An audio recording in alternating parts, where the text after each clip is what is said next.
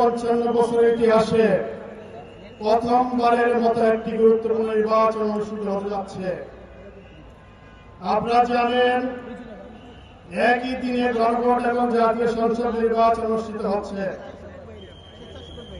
জাতীয় সংসদ নির্বাচন নির্ধারিত হবে কারা আগামী 5 বছর দেশ পরিচালনা করবে, আর গণভোটের মাধ্যমে নির্ধারিত হবে এই শতাব্দী এমনকি আগামী শতাব্দীতে কিভাবে বাংলাদেশ পরিচালিত হবে। সুতরাং এই নির্বাচনের গুরুত্ব অন্য যে কোনো নির্বাচনের তুলনায় অনেক অনেক বেশি। এই নির্বাচনে গণভোটে আমরা হাকে জয়যুক্ত করবো ইনশাআল্লাহ। হাকে জয়যুক্ত করা মানে জুলাই হত্যাকাণ্ডের বিচার হবে, আবু সাইদ মুক্ত সহ সকল শহীদদের হত্যাকাণ্ডের বিচার হবে।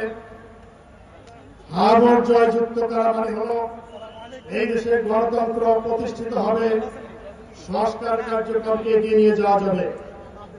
আর না ভোট মানে হল আমরা গোলামের জিঞ্জিরা।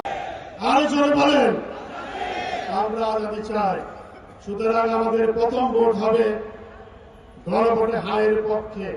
সম্মানিত ভাইরা, বাংলাদেশ আগামীতে কিভাবে পরিচালিত হবে, কারা পরিচালনা করবে, সেটা নির্ধারিত হবে জাতীয় সংসদ নির্বাচনে। আমরা দেখেছি ফ্যাসিবাদের সময়ে এদেশে লুটপাটতন্ত্র প্রতিষ্ঠিত হয়েছিল, এদেশে চাঁদাবাজি, রাহাজানি, হত্যা, লুণ্ঠন তারা প্রতিষ্ঠিত করেছিল।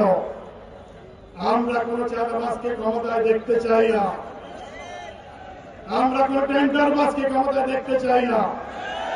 সুতরাং এই নির্বাচনে ইনসাফের প্রতীক দাঁড়িপাল্লায় অ্যাডভোকেট জসিমউদ্দিন ভাইকে, জসিমউদ্দিন সরকার ভাইকে আমরা নির্বাচিত করে সৎ এবং যোগ্য প্রার্থীকে আগামী সংসদে পাঠাবো ইনশাআল্লাহ।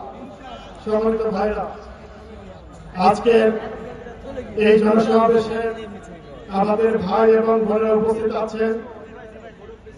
স্থান সংকুলান হচ্ছে না, সেই জন্য আপাতত আপনাদের কিছু কষ্ট হবে। কষ্ট স্বীকার করে আমরা এই জনসভাকে সফল করব। নির্ধারিত সময়ে নামাজের বিরতি হবে ইনশাআল্লাহ। আমরা সুশৃঙ্খল ভাবে এই জনসমাবেশকে সফল করে ঢাকা 10 আসনকে দাঁড়িপাল্লার প্রার্থীকে আগামী সংসদে নির্বাচনে জয়যুক্ত করে সংসদে পাঠাবো, সেই আহ্বান জানিয়ে আমার উদ্বোধনী বক্তব্য এখানে শেষ করছি।